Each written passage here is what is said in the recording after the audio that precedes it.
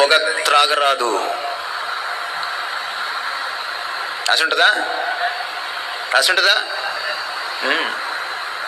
నేరం గురించి చెప్పడం నేరం కాదు, తప్పు గురించి చెప్పడం తప్పు కాదు. పొగ తాగరాదు అని రాస్తే పొగ తాగినట్టు కాదు. వ్యభిచారం చేయకూడదు అని వ్యభిచారం గురించి ప్రస్తావన చేస్తే అది అపవిత్రం కాదు. బైబిల్ని వక్రీకరించడానికి ప్రయత్నించకు. నీ పుస్తకం తీసి చూడు. ఈ పుస్తకంలో ఒకవేళ వ్యభిచారం గురించిన సంఘటనలుంటే అది మానవ మాతృలైన వాళ్ళు చేశారు. అది లోతు కానీ, అది దావీదు కానీ, దాన్ని దేవుడు ఖండించాడు.